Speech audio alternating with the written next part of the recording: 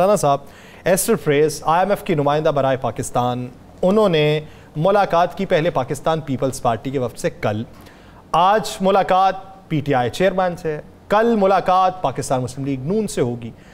अब एक तरफ बात ये हो रही है कि वो यकीन दहानी चाह रहे हैं माशी मंजरनामे के ऊपर, दूसरी बात ये हो रही है कि बैनुल अक़वामी सतह के ऊपर रवाबित तो हुकूमत रखती है, तो हुकूमत क्या उस रवाबित रखने में नाकाम हुई है कि तमाम पॉलिटिकल पार्टी से यकीन दहानी मांगने की ज़रूरत आन पड़ी? बिस्मिल्लाहिर्रहमानिर्रहीम, अस्सलातु वस्सलामु अलैका या सय्यदी या रसूल अल्लाह, अस्सलातु वस्सलामु अलैका या सय्यदी या हबीब अल्लाह। या सर, एक बात तो बड़ी क्लियर है कि हुकूमत वाकई नाकाम हुई है। अगर किसी जगह किसी की गारंटी मांगी गई है तो पाकिस्तान के सिपह सलार की गारंटी मांगी गई। उन्होंने गारंटी दी भी, मुल्क के लिए गारंटी देनी चाहिए भी, मुल्क के लिए जो कुछ हो वो करना चाहिए भी, वो करना गया। अब मुझे एक बात बताएं कि पाकिस्तान के अंदर पीपल्स पार्टी से मुलाकात हुई, मुस्लिम लीग नून से मुलाकात हुई और चेयरमैन तहरीक इंसाफ से मुलाकात है मुस्लिम लीग नून से। आज दो चीज़ें तो बड़ी क्लियर हो गई। एक तो शाह महमूद कुरैशी इस मीटिंग में बैठे हुए थे, यस सर, आपने देखा है जी, बाकी लोग स्काइप पे थे।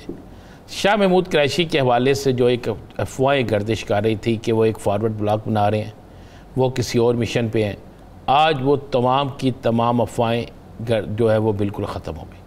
दूसरी बात है, मैं आपको ख़बर दे दूं कि पाकिस्तान के कर्ज़ के हवाले से ये बाहर जो मर्ज़ी हो जो चलती रहे, लेकिन पाकिस्तान के लिए कहा गया है कि जी पाकिस्तान को माशी बहरान से निकालने के लिए IMF अपना किरदार अदा करे।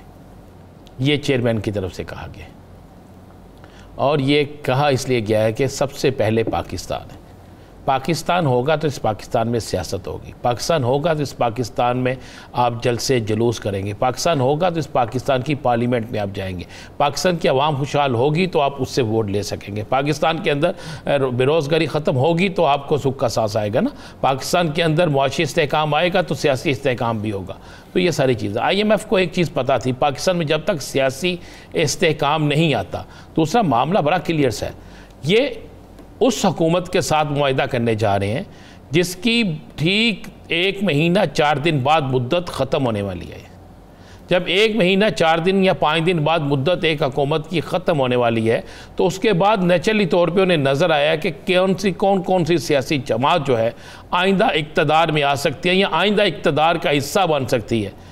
तो उन्होंने उन जमातों के रहनुमाओं के साथ अपने राब्ते शुरू किए ताकि वो कन्फर्म कर सकें कि जो वो डील दे रहे हैं, जो पैकेज वो दे रहे हैं, उस पर अमल होगा।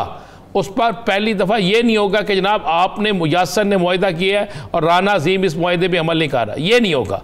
जिस तरह मुस्लिम लीग नून ने एक शोर मचाया, जनाब पिछली हुकूमत ने बेड़ा गर्क कर दिया था। मुझे एक बात बताएं, आज तो काफ़ी चीज़ें क्लियर होगी। अगर पिछली हुकूमत ने बेड़ा गर्क कर दिया था, अगर पिछली हुकूमत ने सारा कुछ सत्यानाश कर दिया था, तो फिर आज IMF का वफद क्यों मिलने गया?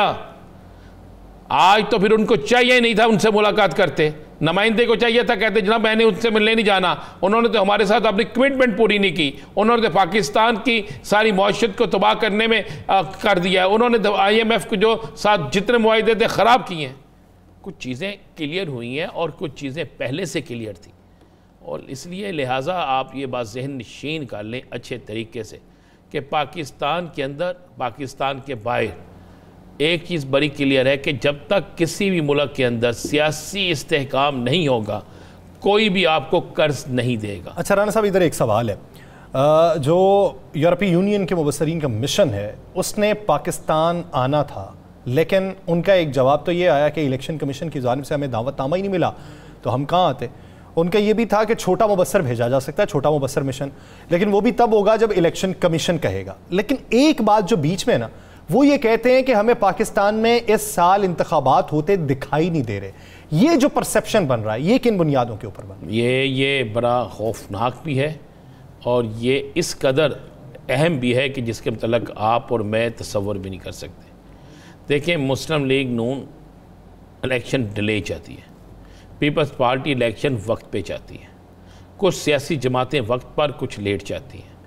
अब किसी को भी ये इल्म नहीं है, मैं आपको ये बिल्कुल हकीकत कह रहा हूँ। मेरी आज ही बात हुई एक बड़े हुकूमती अहम रहनुमा से। मैंने उन्हें कहा जी जनाब ये तो बता दें इलेक्शन कब करवा रहे हैं ताकि हम अपनी तैयारी करके रखें। हमने अपना हर अदारे ने एक तैयारी करनी होती है तो पता उन्होंने उसने मुझे क्या कहा, उसने कहा जी हमें भी इल्म नहीं है कि इलेक्शन कब होगा। मिनिस्टर है, तगड़ा मिनिस्टर है, हर इजलास में मौजूद होता है। मैंने कहा यार आपके पास तो पल पल की खबर थी उस इजलास की भी जो दुबई इजलास हुआ है, तो मुझे जो उसने दुबई इजलास के मतलब बात बताई वो मैं टीवी पे बता नहीं सकता। उसने कहा ये सारा चैनल बैठ के गलत बयानी कर रहे हैं कि दुबई में ये तय हो गया, ये तय हो गया। और उसने कहा दुबई में तो मातम था, दुबई में तो कुछ और तय हो रहा था, वहाँ पे तो कोई और चीज़ डिस्कस हो रही थी, और जो डिस्कस उसने मुझे बताई वो हम टीवी पे बता नहीं सकते। या सर इंतखाबात वाकई ये बात दुरुस्त है, हर तरफ यही बात चल रही है कि इलेक्शन होते नज़र नहीं आ रहे, हर तरफ यही बात चल रही है कि इलेक्शन जो है, अगर इलेक्शन होते नज़र आ रहे होते तो ये महंगाई का सैलाब ना आता। या सर ये जो एकदम स्टाम्प की कीमत बढ़ गई, एकदम गाड़ियों की रजिस्ट्रेशन फ़ीस बढ़ गई, एकदम आटा हर चीज़ महंगी होगी, एकदम जो है वो टैक्सों का सैलाब आ गया, एकदम टैक्स नाफज कर दिए गए, ये सारा कुछ हुआ। लेकिन इंतखाबात में जब 1 या 1.5 माह रह जाए तो ये चीज़ें नहीं होती। अच्छा, उस पे फिर आप अपना सब कुछ लुटा कर भी रिलीफ देते हैं कि किसी तरीके से अगला आने वाला फंस जाए और हम आवाम को रिलीफ दे के अपना वोट बैंक। अच्छा चले ये बताइए, आप क्या समझते हैं कि यही हुकूमत बैठी रहेगी तो इंतखाबात नहीं होंगे, मुद्दत बढ़ाई जाएगी, या फिर ये हुकूमत चली जाएगी, निगरान हुकूमत आएगी तो उसकी मुद्दत में तोसी होगी? देखिए एक बात, मुझे नहीं पता किसकी तोसी होती है, लेकिन एक बात बड़ी क्लियर है, ये हुकूमत नहीं रहेगी।